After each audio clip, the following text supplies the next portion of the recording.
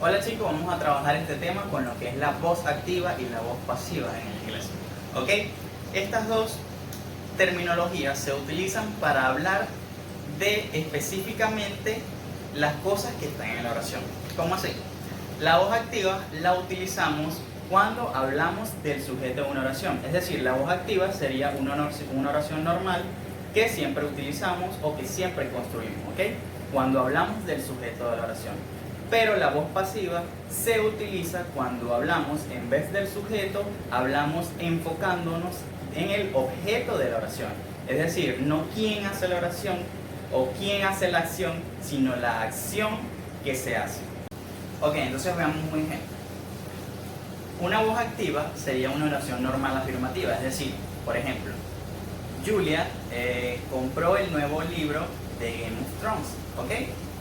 La voz pasiva de esta oración sería: el libro de Game of Thrones o el nuevo libro de Game of Thrones fue comprado por Julia. ¿Ok? En la voz activa hablamos de que Julia fue quien compró el libro, y en la voz pasiva hablamos de que el libro fue comprado por Julia.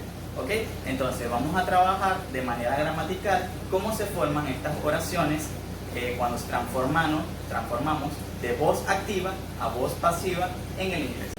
Entonces, gramaticalmente, como ya les dije, la voz activa sería una oración normal, afirmativa, simple, es decir, sujeto, verbo y complemento. ¿Ok? Entonces, en este caso tenemos quien hace la acción, el verbo y el complemento o de lo que se habla en la oración. Como por ejemplo, el ejemplo anterior sería Julia, el verbo bought, que significa compró, y el complemento que sería The New Game of Thrones Book. ¿Ok? Vamos con la voz pasiva. Construir gramaticalmente oraciones en voz pasiva es un poco diferente, ¿ok? Porque las oraciones deben de ser siempre iguales, deben seguir una estructura porque sí, ¿ok? Es muy importante que sepan que la voz activa es muy utilizada porque es las oraciones normales que siempre han aprendido a escribir y que escriben diariamente, pero la voz pasiva es algo que se utiliza más en libros y en películas. Entonces, gramaticalmente deben de saber y deben de aprender que las estructuras de la voz pasiva tienen que ser siempre las mismas. ¿Cómo las realizamos? Primero se habla del objeto de la oración, es decir, del objeto quien recibe la acción. Luego se coloca el verbo to be dependiendo del tiempo verbal de la oración que estemos hablando en voz activa. Tercero, se coloca el participio pasado siempre del verbo principal en la voz activa. Entonces, en la voz pasiva siempre vamos a utilizar el verbo to be y luego del objeto, seguido del verbo principal en su forma de participio pasado. ¿Ok? Seguido de la preposición by, que significa por, para mencionar a quién hace la acción. ¿Ok? Entonces, si vemos el ejemplo pasado, sería el objeto de New Game of Thrones Books, el verbo to be, en este caso was. ¿Por qué? Porque está en pasado la oración pasada. Bought, porque sería el mismo participio pasado del pasado simple del verbo buy, que es comprar. By, que es la preposición que nos indica quién hace la acción, y el sujeto, que sería Julia.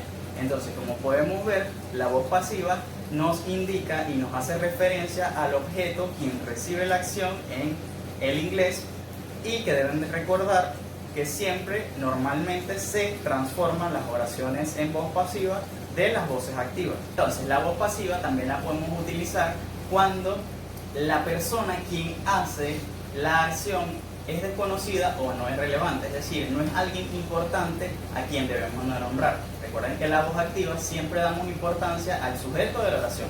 En la voz pasiva damos importancia al objeto que ocurre en la oración. Entonces, un ejemplo sería: The mechanic repaired the car. ¿Ok? El mecánico reparó el carro. Eso sería la voz activa. Y podemos notar que el verbo principal está en pasado simple, que es reparado.